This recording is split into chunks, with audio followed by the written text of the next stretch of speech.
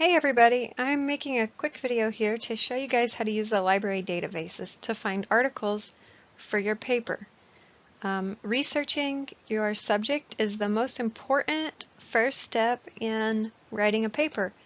And what you find in the database will actually help to shape your study. So you're going to begin by going to the Tarleton Library website.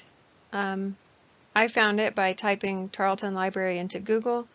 You can also navigate to it from the Tarleton homepage, or you can click the link that I've highlighted.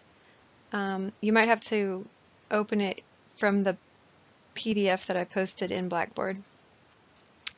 When you get to the library page, you will find something that looks like this. In that search box, just right there in the middle, type in your subject matter, whatever you're interested in. Maybe you're interested in comparing two things.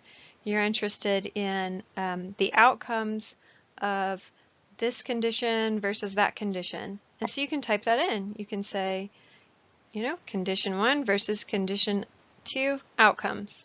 Maybe you're interested in finding the causes of a particular illness. You can type in causes of whatever the illness is. So just type in your search term and see what comes up. For this experiment, I have typed in animal language, and I just came up with that. Let's say that I have an idea about a paper, and I haven't really thought it all through, but I'm really interested in seeing what types of studies are out there on how animals communicate. Maybe my questions are things like, do animals really have language? Is animal language similar to humans? And other types of questions like that.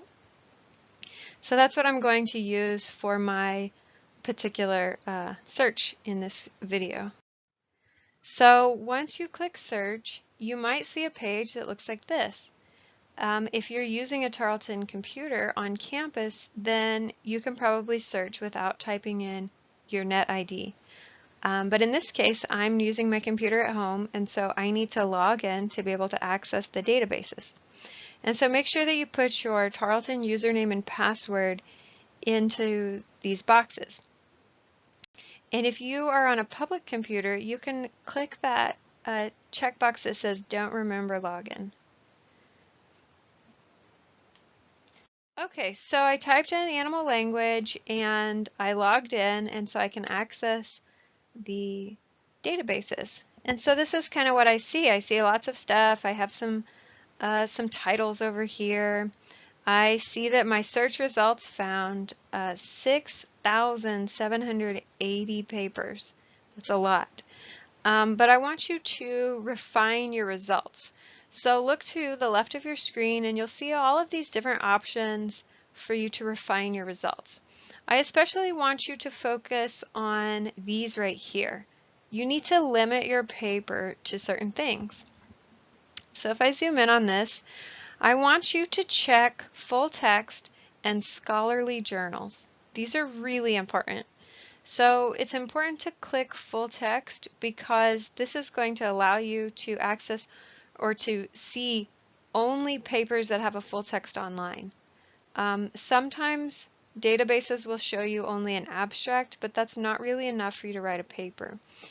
Now, if you were going to do a thesis project or a project in graduate school or something like that, and you're doing your project over a longer period of time, then you might want to search for abstracts or for things that are not available through the database. And then maybe you could get them through interlibrary loan, or you could contact the authors directly, or some other type of option. But for this class, you need these papers right now, and so you want to limit it only to articles where you can access the full text immediately. And it's also important that you choose scholarly journals, especially depending on your particular topic. Some topics have a lot of information online that's not scientific, and you cannot use those for your research paper. So make sure you click both of these boxes. And then you can also change the publication date to limit your results. In this search, my results go back as far as 1888. That's crazy. Now, in this case, I'm going to make my publication date a little more recent, but I could still go back like 20 years, we'll say. It really depends on your topic. If you have a topic that is a newer finding in science, then you will want to limit your results to probably the past 5 years, especially if it's something where our scientific understanding has changed, or if we have found new information that has kind of updated our understanding. In this case, animal language, potentially 20 years ago, they could have done a study that is still interesting and relevant today. And so I'm going to limit mine to 20 years, I think. Okay, so when I, go back to, I scroll down on the left side. Oh, I limited it to 30 years. I limited my publication date to 30 years. That's fine for this particular topic. It really depends on your topic. But if you look below that, you'll see there are some source types. Now, in this case, I'm going to check academic journals. I'm not interested in reviews or magazines or conference materials. Now, if you type in your search terms and you're not finding a lot of information, then you might want to keep it open to conference materials. But in this case, I have a lot that came up, and so I'm just going to limit it to academic journals. Reviews aren't particularly helpful. That's usually one author is reviewing maybe a book, and then they write an article about the review. Those aren't really helpful, in my opinion, for most topics, unless the book itself that's being reviewed is one of your sources and you want to also present the opposing view. But otherwise, they're really not very helpful. And because I see some articles here that are in another language, I'm also going to come down here to language and limit my results to English. Some Spanish articles came up, and I don't speak Spanish, and so I'm going to just choose English only. You can look at languages or papers in other languages if you want to, and you know those languages, that's fine. Okay, so when all of these limitations are in, I can refine my result. And up here at the top, I see that it brought it down from 6,000 something to now 5,000 something. So I still have a lot of stuff here. When you type in your search term, you want to make sure that you're finding articles, but if it's too many articles that are coming up, you might want to more narrowly define your term.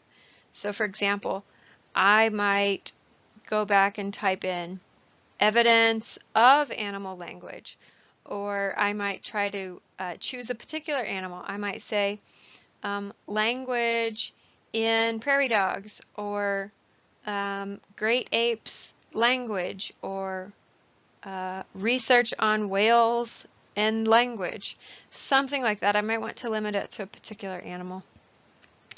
But before I do that, I think this first paper here might be interesting, and so I want to read the abstract to find a little bit more about it. So if I click on the article title, it will open up more information about the paper, including the abstract. And so this is the page that I see. I see the authors, the address if I wanted to contact them, some different information. What I'm really interested in is the abstract. And so as you're doing your search, you're going to pull up articles, read the abstract, see if this is something that's interesting to you, see if this is something that's helpful. In this case, it says the extent to which non-human animals can learn actual human language. That's really interesting, right? But many non-human species have acquired elements of a two-way communication system that is sophisticated enough to enable its use for evaluating cognitive capacities. That sounds fascinating. I think I definitely want this paper. This will really help me write my research study. So over here on the left, you will see something that connects you to the full text. In this case, it says linked full text. Other times you might see a button to download a PDF. Typically, either way, you will be downloading a PDF. If I click on this link, it's going to take me to a different screen where I will see a PDF document. And so sometimes it comes up in HTML, but most of the time it's a PDF. So here's the next screen. When I click on link the full text, this is what I get. And I want to make sure that I save this. So if I hover at the very top of my computer browser, this bar up here at the top comes up. And one of the choices in the bar is to download it. This is really important. You want to download and save your article. Sometimes people who are coming up with a reference list will just look up articles and then get the references. And then when they go back to actually try to write their paper, they can't find the same references because they didn't save them. So it's very important for you to save your article. What I do when I'm about to write a paper is I will do a lot of searches and I start to save all of my articles into a folder, and I'll label the folder whatever the paper is. And so I know that I can just go right back to that folder and I have all of my papers. And as I start reading through them, I might realize that they don't apply to my paper or something like that. So I just delete them out of the folder and that's fine. But make sure you find some articles and you save them. If you're having trouble with your search, try different terms. Try playing around with your search terms until you find something that's helpful. And if you have any questions, please email me at jdixon@tarleton.edu. Thanks.